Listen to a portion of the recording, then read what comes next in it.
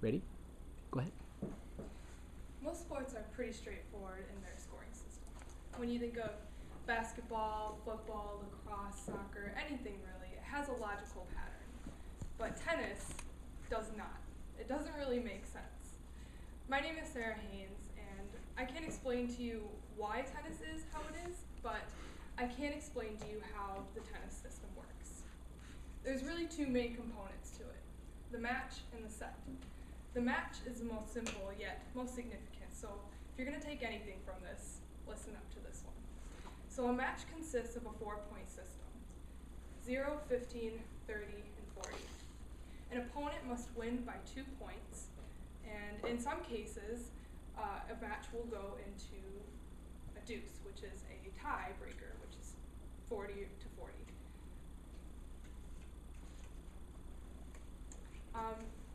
So if an opponent wins 1 more point from deuce, they go to advantage in, and on the other hand, the losing opponent goes into advantage out.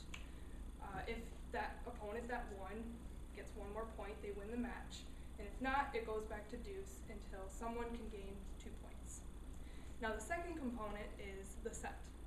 The set typically consists of 6 to 7 matches, depending on the kind of league that someone is playing in. Women usually play 2 sets with a third if necessary for a tiebreaker, and men usually play 4 sets with a fifth if necessary.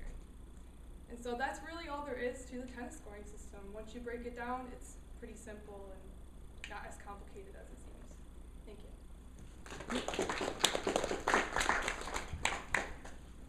All right. Very good. Sam, you wanna?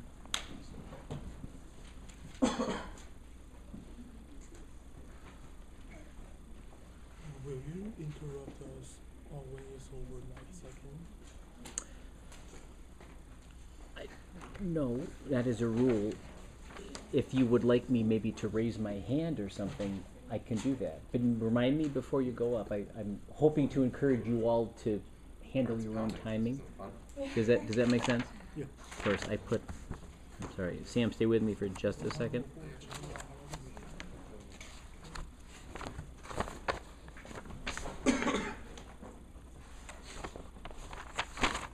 I hope you feel better, Sarah. Thank you. It's like the worst day of this.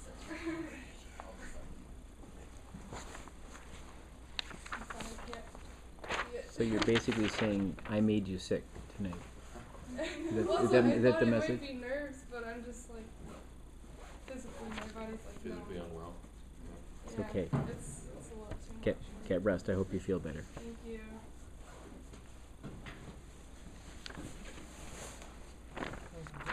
Synchronized watches. What's that? Synchronized watches. Thank you, Sarah. Synchronize.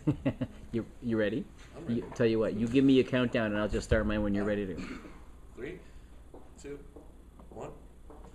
Hi, folks. My name is Sam Bull, and I have a question for you guys. Just by a showing of hands, how many of you in this room think you have something in common with actor and comedian Tina Fey? Just by a showing of hands. No? Okay, 1, 2, okay. What if, for the rest of you, I told you that there's an organization here at Syracuse University that if you join it, you'll actually have something in common with Tina Fey by joining this organization. See, at her alma mater of Virginia, and here at Syracuse, there's something called First Year Players. Not least here at Syracuse, First Year Players is a theater organization completely student-run. We're actually one of the largest student-run organizations that we have here at Syracuse University. And the way it works is that everyone on stage in the cast, everyone backstage in the stage crew, and everyone in the pit playing an instrument is either a first-year freshman or a first-year transfer student. Everyone that's actually kind of working behind the scenes, like myself, that I have been for the past 2 years, are working as staff members. If this sounds of any interest to you and you've kind of missed the cutoff, unfortunately, to join the organization this year as a freshman, but you are able to join as a staff member in your later years here at Syracuse University by just applying. Kind of at the beginning of every school year. So you can join everything from the PR team to the music team, acting, directing, whatever you really want to be a part of when it comes to musical theater, you really can through First Year Players as a staff member. That's about it. Thank you, guys. Well, I had that as 130 to the nose.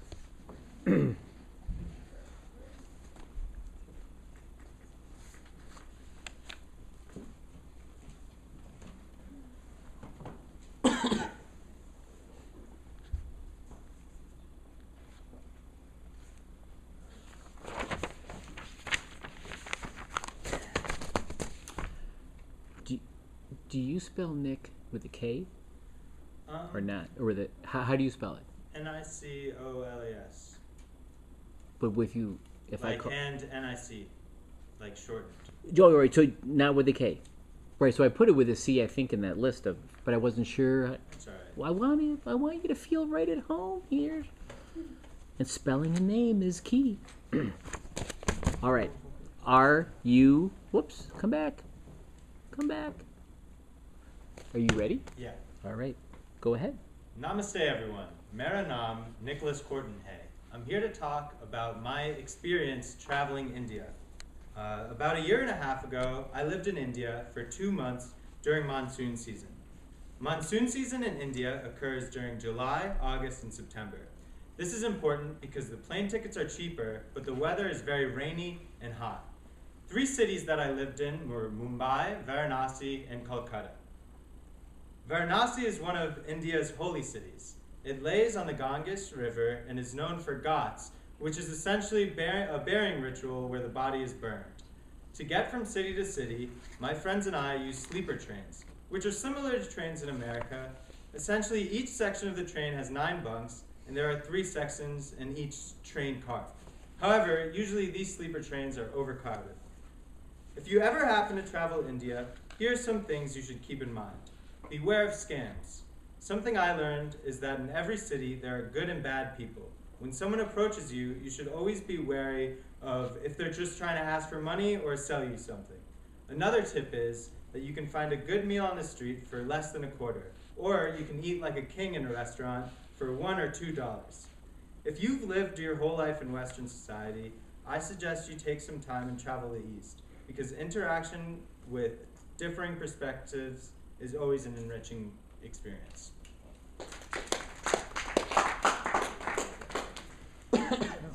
Just about 130 to the nose. It could be pure coincidence, or perhaps you timed it out well. Okay. Did you say you do want me to indicate Oh no. you're okay with? Okay, good. Good.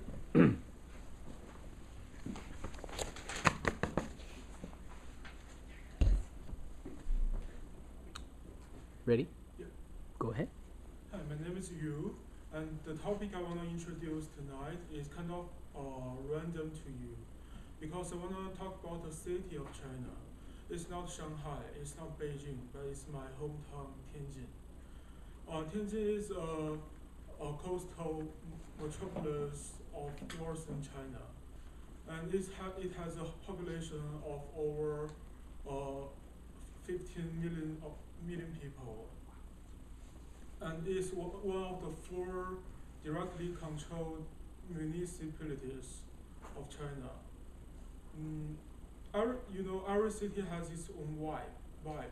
Like New York City has a vibe of bustle and hustle, and my hometown Tianjin has a vibe of a good sense of humor and light-hearted people.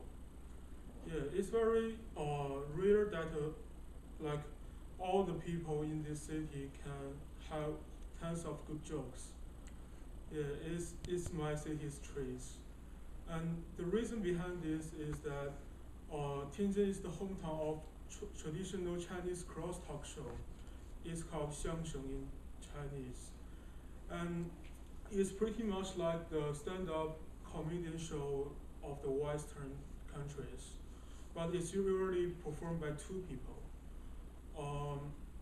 Yeah, that's my hometown. I'm really proud of. Thank you.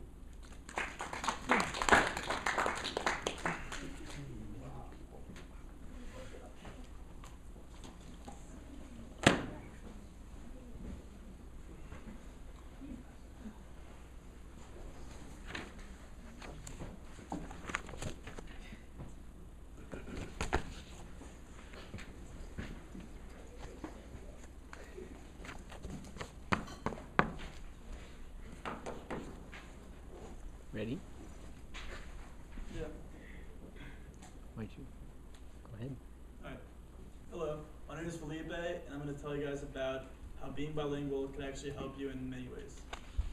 First, being able to speak more than one language keeps the world more globalized. It's easier to get a job and looks very good on a resume. So, if you're in an interview and there's two people with like basically kind of the same resumes as you, who do you think the people who are employing you are going to choose? A person who speaks one language or more than one language? What do you guys say? You. Of course, you get to more people and it's just easier to get around. Next, mental benefits. The brain, when capable of speaking multiple languages, is typically more active than those who only speak one. It improves concentration and also problem solving. You're basically just using more parts of your brain, so it's easier. Yeah, just easier. And next, perhaps the most helpful benefit of being bilingual comes in older age. Research shows that it makes stroke patients recover quicker, as well as slowing down of dementia. Could it be that the brain evolved to be multilingual, and most people that speak only one language are not exploring their full potential? There are countless other benefits as well. People shall be more inclined to learn a second language because it helps with many benefits. Thank you.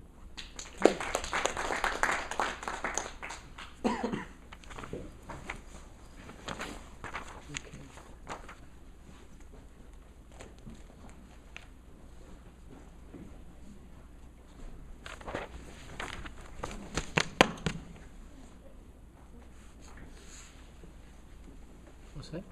Yeah. Okay. Why don't you start whenever you're ready? Is it like you don't have to push it or anything? I just go like when I want. I'll just hit the start button when you go. Okay? Alright, You cool. remember, it's not about me, it's all about you, Karen, right? Yeah. Okay. So throughout history, many great quotes from famous people have been memorized, such as JFK's famous quote from his speech to the people during his inauguration ceremony. One great quote that I know is, "The greatest glory in living lies not in never failing, but from rising every time we fall." That was a quote from Nelson Mandela. Nelson Mandela was a man who was born in July of 1918 in the Eastern Cape of South Africa. He was born to a family of people who served for the king of a tribe called Thimbia. He grew up in a place where people around him had constantly told him that of stories of the oppression throughout South Africa. He was inspired by this and felt as though he should take as much effort as he can in order to change that. He earned his bachelor's degree from Wesleyan Secondary School in South Africa in 1944, and after he graduated, he continued to pursue his passion for politics by joining the African National Congress. After years of activism, he was selected for a leadership position in a youth organization within the sect of the African National Congress, and ultimately was arrested multiple times for his attempts to radicalize and basically give the black people throughout South Africa more of an opportunity to vote. After being imprisoned more than once, he eventually became got a life sentence in prison, and through prison he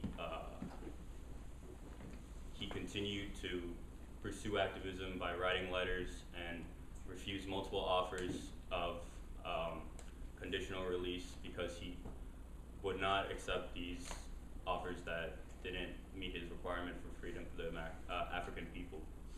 Eventually in 1994, after over 30 years of imprisonment, he was released and became the first democratically elected president of South Africa in 1994. After that, after he only served a single term, he continued to stay active in politics and eventually died in 2013 in his home in Johannesburg. Thank you.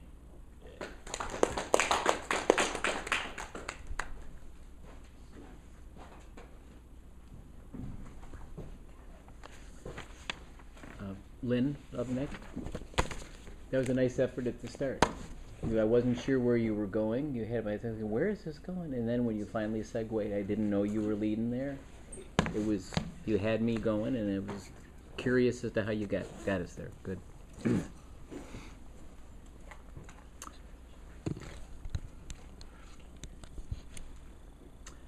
Are you ready? Yes. don't you go ahead? Good evening, everyone. I'm Lynn.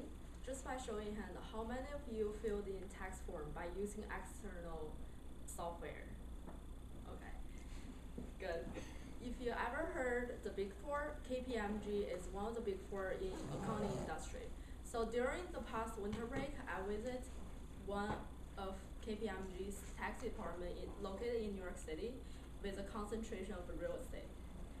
After the host showed me his daily life, and I really get a good experience about the real professionals in the workplace.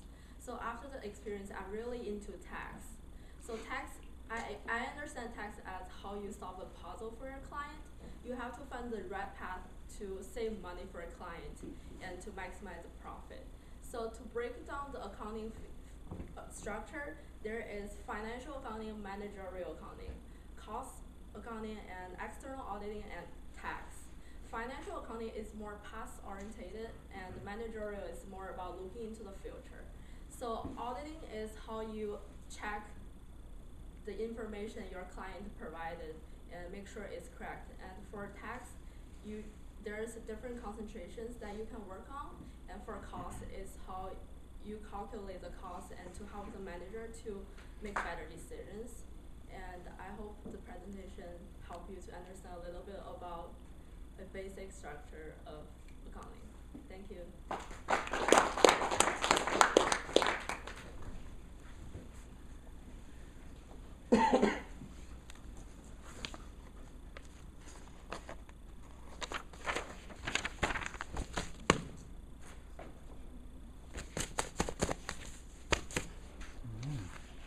Well, now you're going to make me pan the camera down to see the visual aids.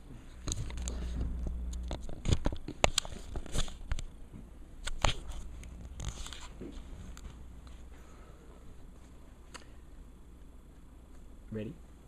Go ahead. Hi, my name is Stephanie. So, wearing shoes has become a necessity today. It's something normal that everyone does. But some things that I've noticed on campus is a lot of students neglect to tie their laces. And I don't know why. It's probably because they're lazy or they simply don't know how. Well, it's very easy. Anyone can do it. So, the way you tie your laces is you take the two ends of your laces, you make an X, you put one under, you make a bunny ear, and then you twist around the bunny ear, and now you have two bunny ears. And now it's very safe and secure, and you won't trip. And a fun fact about laces is it was invented in England in the 1790s by a man named Harvey Kennedy. Wait, hold on. What was invented? The lace or the sneaker? The laces. The laces were invented. No, it's the first.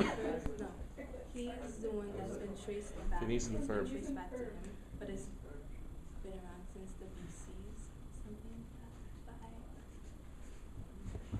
that. Okay, thank you. Tougher topic.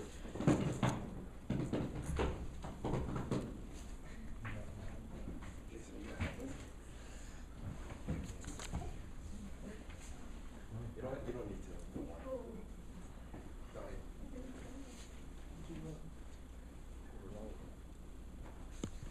I need to bring an assistant, my friend Jason. Hold up some props. Yeah. Oh, is he trying to get out of his own speech by being the assistant? Is that what he's trying to do? Close. Oh, my goodness. So basketball's your favorite sport? Close. We're good. Okay. Good. My name is Ethan Rousseau. Does anyone here consider themselves a traveler? Has anyone, perfect, 4 or 5. Has anyone ever lived in a different country? Perfect. More than a year, 6 months. So right here, my friend Jason is holding up a few countries where I visited. I went abroad to Barcelona, but I traveled all over Europe. I would recommend always traveling to Europe. Every weekend there's somewhere else to go. From Germany to Ireland to meet some friends for St. Paddy's Day. Switzerland to ski, snowboard. Paris, soccer is a very big thing in Europe. So I went to a PSG game. I saw Neymar score 4 goals. Saw Messi score 3 against Chelsea for the second leg last year. It was the best time I've ever had. I definitely recommend everyone going. Every single weekend, there's somewhere else to go. Like from an island to, I don't even know, there's everywhere. From museums, we ended up going to Paris. Like I said, we went to the Louvre Museum and we decided to learn a little bit about history, and we even took a train 2 hours north to Normandy and learned all about D-Day, and that was probably my most influential day abroad for a history standpoint. I learned. I would definitely recommend everyone go. Thank you.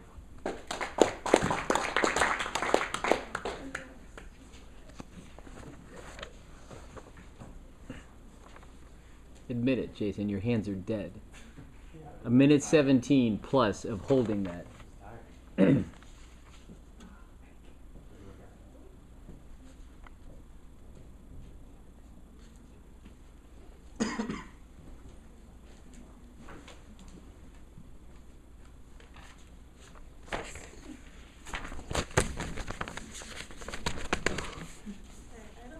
Picking my topic.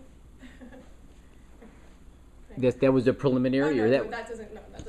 But I just said I had a little fun picking my topic. I didn't know what to talk about. Well, good. It probably would be bad if you just said, "I really hate this topic, and nobody else is going to like this either." So, could have been worse. Okay. Are you ready? Yes. Okay. Why don't Okay. you have fun? Thank you. Hey guys, I'm Bella, and for those of you who don't know me, I am a very passionate person.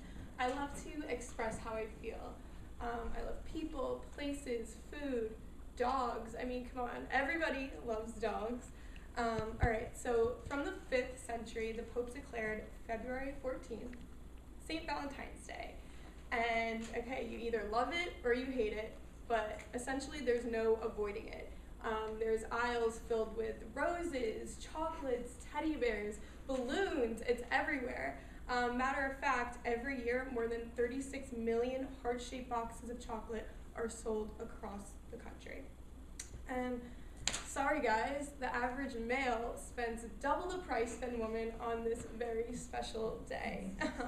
But hey, if you don't have a Valentine, that's totally okay. 9 million people end up buying gifts for their pets for Valentine's Day. And like I said, I'm a very passionate person, but I am just not a big fan of Valentine's Day. I feel like it's kind of a scam. You have these large corporations trying to sell you overpriced Hallmark cards, tacky jewelry, and prefixed mediocre meals. I don't know, but that doesn't sound too great to me. Anyway, I'm a huge social media user, and I'm sure you guys are too. And on Valentine's Day, I don't want to see 100 pictures of your boyfriend and telling the whole world how much you love him just on this one day. I feel like if you really love someone, every day should be Valentine's Day, and I feel like it shouldn't be subjected just to one day. Thank you.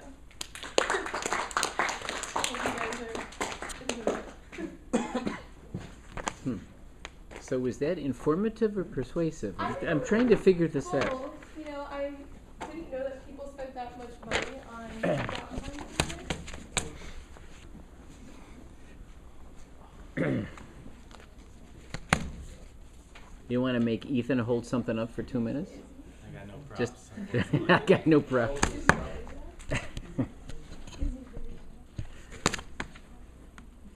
Ready? Go ahead. Hello everyone, my name is Jason Schill. Before I get started, a quick show of hands. How many of you guys know or have heard of March Madness, basketball tournament seen on TV? Yeah, so a bunch of you guys. So today I'm just going to talk a little bit about it, format of it, and stuff like that. So March Madness is a single elimination tournament that happens in March, obviously. It features 6 to 8 teams, and the tournament teams include the winners of the 32 conference champions, and the other 36 teams receive an at-large bid, meaning that they didn't win their conference championship, but if their record, was good or they've beaten quality teams over the years, or over their season, they will receive an at-large bid. The teams are announced every year on national TV every Sunday, and the show is called Selection Sunday. So now I'm going to discuss a little bit about the format. There are 4 different regions: the East, the South, the Midwest and the West, and the seeds range from 1 to 16. So there are 4 number 1 seeds, 4 number 2 seeds, 4 number 3 seeds, and so on all the way up to 16. So how like the teams play each other. The number 1 seed will play the number 16 seed. Number 2 seed will play the number 15 seed, and so on. And usually the number 1 seeds are considered the best teams, and the higher seeds are considered, you know, not as good as them. And then the winner of each region will make it to the Final Four, and then the winner of the Final Four makes it to the National Championship, and the winner of the National Championship is considered the best team in college basketball. And the reason this tournament really attracts a large audience because of its, you know, exciting games, buzzer beaters, you know, nail-biting finishes, and yes, that is the March Madness. Thank you very much.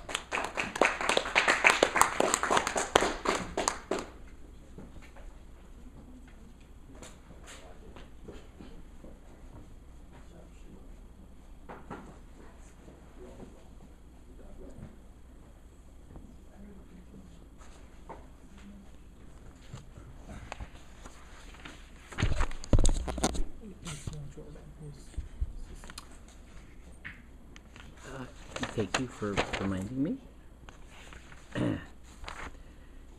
I'm easy.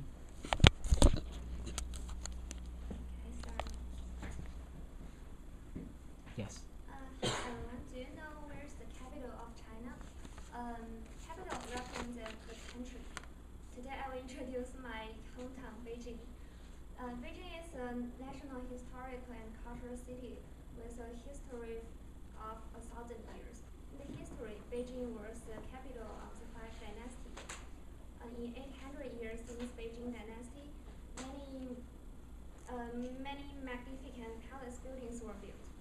Beijing also have many famous food like Beijing duck and old Beijing noodle with soybean paste. Do you ever eat pork intestine?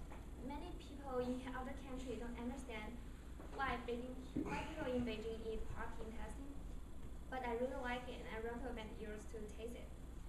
There's also many famous palaces in Beijing, like Forbidden City and Summer Palace. Forbidden City is located in the axis of the center axis of Beijing and is a sense of ancient Chinese palace architecture. If you wish to visit Forbidden City, I recommend you to wake up before 8 a.m. because it is really popular, and if you wake up late, you will wait in line for a long time. There's also some interesting place in Beijing like 798. Most of the people in Beijing went there before. It's a place have many different art gallery and some little stuffs and decoration, and the crowd is really famous. Many people went there to take picture with the crowd. By the way, Beijing's environment is really not good. I think they need to improve it. However, I highly recommend you to visit Beijing. That's it.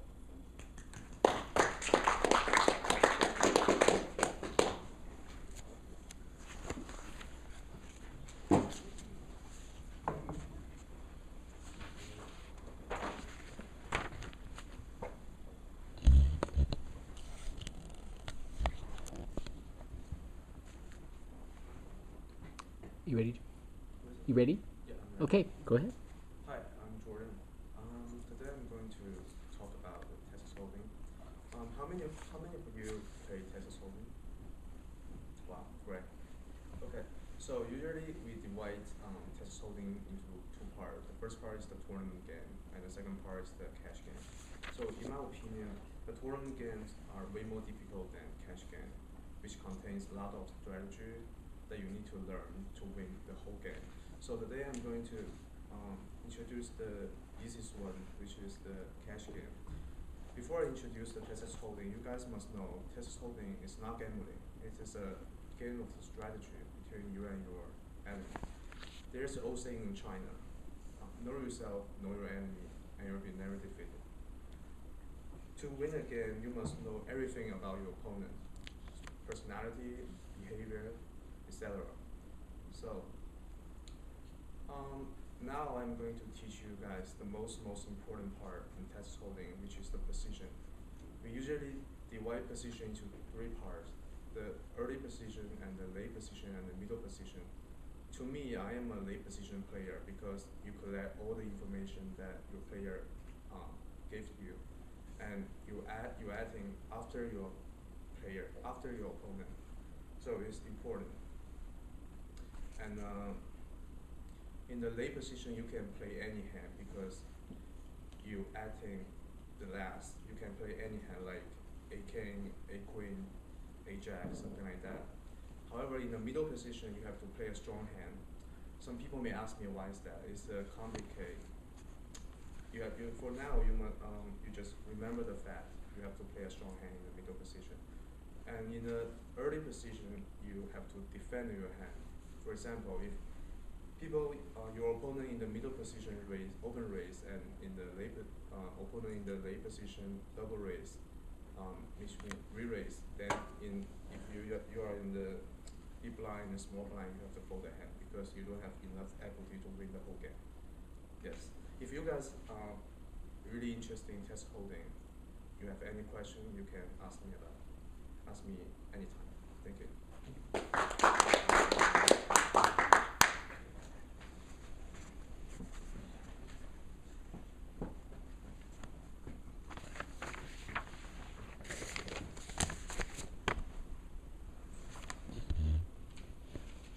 Ready? Yeah. Go right ahead. Alright. Hi everyone, I'm Ray, and I'm a student majoring in geography. A lot of you guys may ask, what is the geography really is? What about this? Have you ever been to the national park during the weekends with your parents?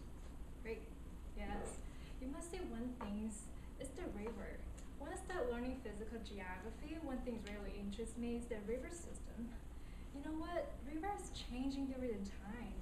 Even just a small river right next to your house, it can change about 10 miles within 1 year. Now, one typical example of the meandering river is the Mississippi River. Many of you will know that it's in one of the major river systems in North America.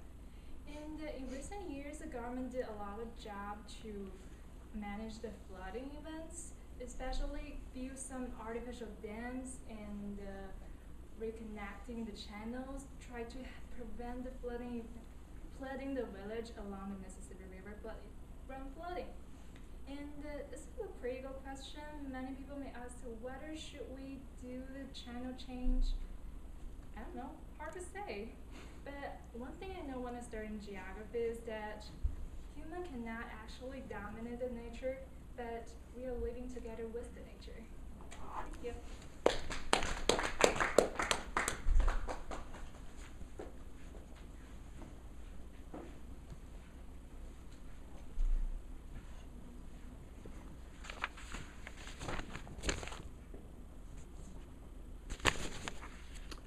All set, Tia? All yours. Hi, my name is Tia. I grew up in New York City. To tourists, New York City might seem like the place to be, but what they fail to realize is that the city that never sleeps is actually filled with poverty and homelessness. In fact, according to NYC's Government Poverty Research Team, the poverty rate is at 19.5%. While this may seem small, it's equivalent to 1.6 million people out of the 8.6 million people that reside there. And if you want to take a look at demographics, African Americans make up 45.5% of this number, Hispanics contribute 55.8% of this number, and whites contribute only 27.8%. Furthermore, New York City struggles with homelessness. Roughly 64,000 people in New York City are homeless. 58% of them are African Americans and 38% are Latinos. The city may seem like the place to be, but it actually struggles to combat against poverty and homelessness. It's the highest it's ever been. Not enough is being done to combat this, and it needs to be a top priority. Thank you.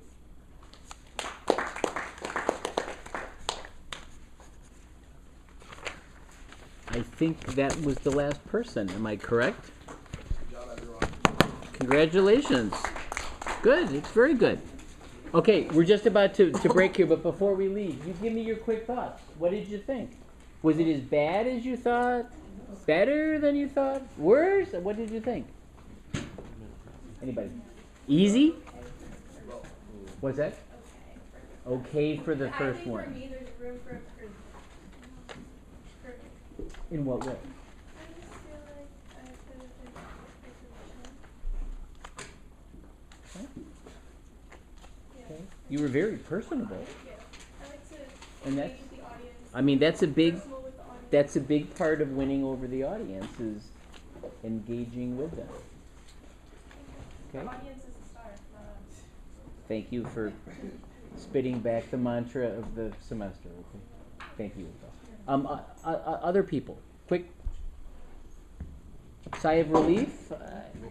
No big deal. Just one more freaking class assignment we got out of the way. What?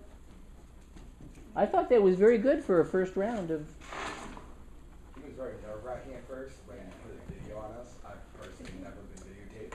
I have mixed feelings. I'm telling you the truth. Oh, come on, you live in a world of smartphone video. How can you? I don't You've like- never been I Snapchatted? have, but like not in front of a class. Like I don't know. Have a videotape. I would argue more people probably saw the Snapchat you were in than saw you right up there in front of the class. I get that, but like. Right? I I don't know. mean, keep in Goes mind, both okay, no, there's no question. This is different. You're Yeah. standing up in front of people and you're It's thinking, nerve-wracking in the beginning. yeah, there's no question. It's a different thing than Yeah. with my bud on his phone, whatever. I get it. But that's fine. So one down, it's going to get better from here and more natural from here. It's definitely the practice from last time helped when we did it in front of our groups. Because we all were like thinking of a topic and had to get 90 seconds out So you felt that it was helpful to do the run through when we did it to prior. be able to do better, whatever, tonight. Because Good. I found it that each person in our group commented on our topic and seconds and what you should work on last time. That's great. That was my goal. It was a bit rushed last time, and I wasn't quite able to shepherd that through quite the way that I usually do. But that's good. I'm glad that was the goal. Yeah, I'm glad. Okay, good. Thank you for sharing that. of course. Other thoughts, folks? Overall, I really do think it went well. It went very well. Most of you tried hard at the start to engage, which was good. I saw the effort, and I think that's very good. Really, very good for a first round. Are there more ways to engage? Sure, we'll work on that more through the course of the semester. But that was good. Most of you tried hard to avoid the classic weak, hello, I'm so-and-so and I'm here to tell you blah. Most of you tried to avoid that and work around it. And that was good. Some of you who tried questions, I think, didn't seem to really want to know what the audience said. So you might, as you look back at the video, and the reason I did it was so if you haven't seen yourself, you can. I mean, I can give you my feedback, I'm gonna. But I think that's not even as powerful feedback as you sitting there watching yourself and thinking, I agree completely. seriously, I mean, I'll give you my thoughts, see if your thoughts agree, and if not, write me off as an idiot and do your best to get an A, one way or the other around this class. But no, I think part of the reason is I hesitate to do this, in part because I don't want to add one more stress on to an already stressful thing for most students. Yet I do believe in the power of watching yourself. And especially for Lisa's first one, it is mandated that you watch it and take a look at it and, self-evaluate and provide that as part of what you upload, to Blackboard for this particular one. Good. Some of you may be surprised, not many of you, but there were, I would say, 2 or 3 of you who said a lot of ums. You may not realize it. When you look at the feedback or the playback, I think you'll probably see it. And that'll probably tell you more than I will that that's one of the focal points to work on. And again, most of us do this. Most human beings use as a time-buying measure to think up the next thought. But if you become cognizant of it, you can anticipate when you're about to say it and train yourself not to just stop. Don't say it. Pause briefly as you're letting that next thought coagulate upstairs, and it'll come out. But please look and notice if that's one of the things you need to work on and go from there. I do think overall, though, for a beginning, that was pretty good. Pretty good. It is, I think, one of the easier ones of the semester where you could pick the topic, whatever you know, tell us what you know. Doesn't get much easier in terms of topic, I think, than that. Persuasive is still pretty open, right? You decide, what do you want to persuade us about? What point of view? And how can you do it? It's still your call.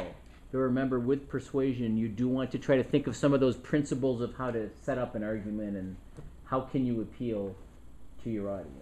You know, you cut to their emotions, get them connected on an emotional level. Do you want to provide a bunch of stats and data to show me on a reasonable level that this makes total sense why you believe this and why your way is the best way? You figure out what the best approach is toward that persuasion and putting that all together. And that'll be great. So we are going to do that run through next week. First half is presumably going to be with Nadine Skyping in with us.